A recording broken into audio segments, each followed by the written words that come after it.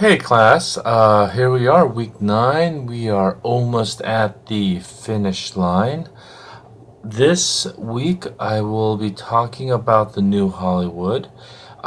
There will be a quiz this week, and then next week you'll have off. There's nothing, there's no lectures, no quizzes, nothing. You'll have an entire week just to kind of relax, enjoy your Thanksgiving, catch up on stuff if you need to. And then right after Thanksgiving, we'll jump back in with the second half of the new Hollywood. And then we will be right there at the final exam. I just want to say a few things about the final. So, this quiz this week is actually the last quiz you're going to have. The material for the week 11 lecture, again, the lecture that's going to come to you after Thanksgiving and the movies you have to watch that week after Thanksgiving, all that material will show up on the final exam. So there won't be a separate quiz for it. It'll just be a part of the final exam. Now, for the rest of the final exam, there will not be any questions regarding the movies that you've seen. So you won't get any questions about, like, Double Indemnity or Scarface or Woman of the Year. However, you are responsible for knowing everything in the lectures and the readings, right? So even though I won't ask a question about Double Indemnity, you'll still have to know what a femme fatale is. And even though I won't be asking a specific question about Scarface, you'll still have to know what an auteur is. And I'll be talking more about the final exam in the next week's, or I'm sorry, in the week 11 lecture, the lecture after Thanksgiving. I just wanted to sort of bring that stuff up now. Alright, so with that said, let's talk about the new Hollywood. The new Hollywood is a term generally used to describe a rather tumultuous period of Hollywood filmmaking. And it basically covers the years 1967 to approximately 1976. Now, why we sort of use 1967 as the kind of symbolic birth of New Hollywood, I'll explain that a little later. But basically, it ends in 1976 because of a little movie called Star Wars.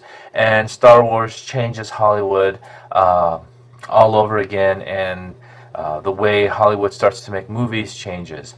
So the New Hollywood represents a very short 9-year period. By most accounts, it's considered 9 of the most important years of Hollywood. And in my opinion, it's probably the 9 best years of Hollywood. That you can watch almost any movie between 67 and 76, and even the bad ones are pretty good. But now, even though it's, the symbolic starting point is 1967, you could make the argument that the sort of birth or emergence of New Hollywood really sort of gets going right around 1948, that it's about a 20-year process. And in 1948, we have, of course, the Paramount Decree, and I talked about this already, so I won't go into it again, except to just remind you that this is the beginning of the end of the old Hollywood, because this basically begins to undermine the way business is done. Right. And once you begin to change the way business is done, the way the studios conduct their businesses with the studio system and the vertical integration, then what happens is you begin to change the way movies are made. That the voices of Hollywood, there emerges a new generation of people speaking who might not have been able to speak in the old system. Now, so why is 1967 the kind of, again, the great symbolic year that the new Hollywood is considered officially born? Well, it has to do with the 5 Best Picture nominees. And we are going to be watching 4 of them. The one picture we will not be watching from this list is Dr. Dolittle. You can watch it if you want. It's on Instant Watch, and I'll just say it may very well be one of the worst movies ever made. Dr. Dolittle really kind of represents old Hollywood trying to stay alive amidst all this change that's going on.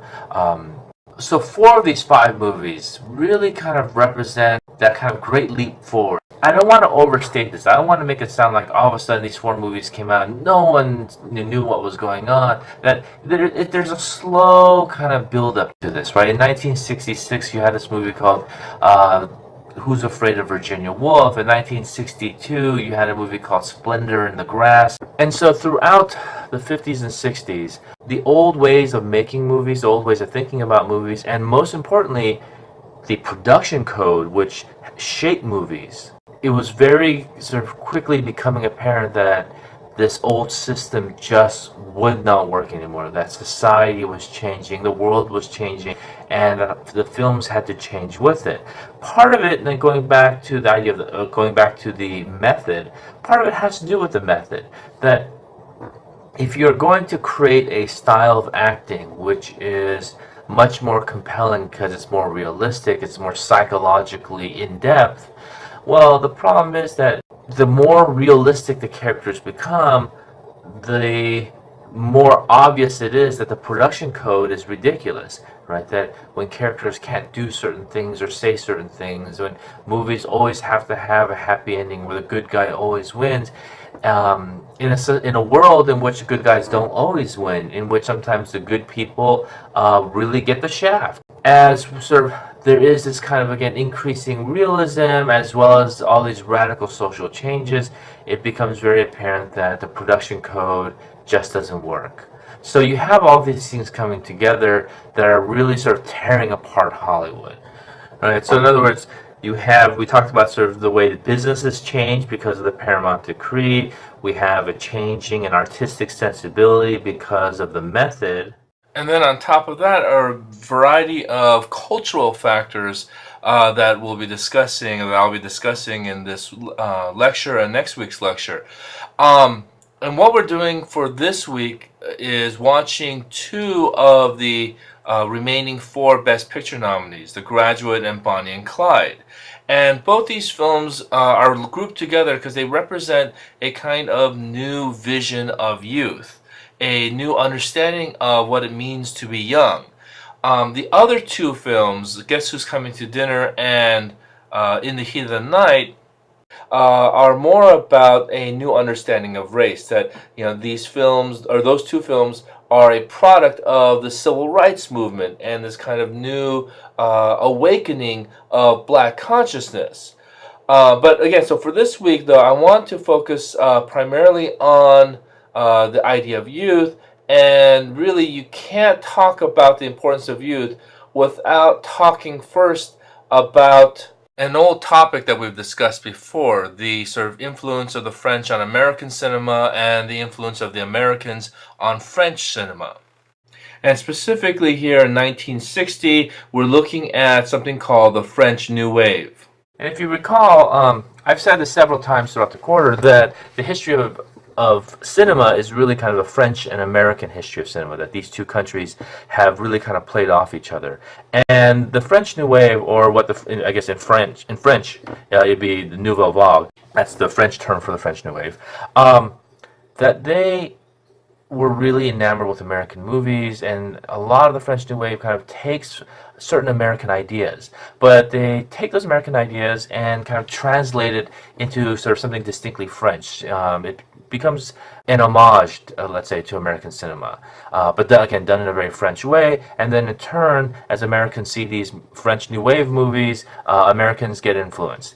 And one of the kind of hallmarks of the French New Wave is a very kind of guerrilla-style filmmaking, that compared to American films, the French New Wave is it might feel rough. It might, for some people, it might be very difficult to watch, that they purposely don't make smooth, edited films. Right. Remember that in classical Hollywood cinema, the magic word is invisibility. In the French New Wave, it's visibility. That is, in the French New Wave, they never let you forget you're watching a movie. It's almost as if every French New Wave film is really a movie about a movie. And they use sort of these kind of very awkward jump cuts. That is, when actions just seem, rather than moving smoothly from one action to another, they just sort of jump around quite a bit. And I'll give you an example of a jump cut later when I look closely at Bonnie and Clyde.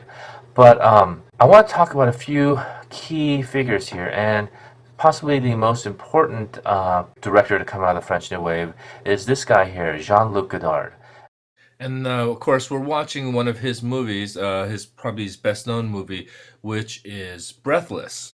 Breathless is considered, like, again, one of the great classics of the French New Wave. It was actually remade into an American film sometime in the 1980s with Richard Gere, which is just a terrible, terrible movie. So don't make the mistake of watching the American remake. Breathless, like most films of the French New Wave, celebrate youth, right? That it's this sort of celebration of this kind of new youthful culture, this sort of sense of, hey man, we're a totally new generation, we're looking at the world a different way, and the old way of morality and the old ways, the old values, those don't count as much, right? That we are embarking on something incredibly new. Interestingly enough, this sort of voyage into something new begins by going back to something old. And it's very obvious that Godard owes a great deal to classical Hollywood cinema, and that he's a big fan of classical Hollywood cinema. And in fact, in many ways, Breathless is kind of an homage to movies like The Big Sleep, and that Jean-Paul Belmondo's character, Michel, the main sort of male character in Breathless, is very much modeled after a person like Humphrey Bogart.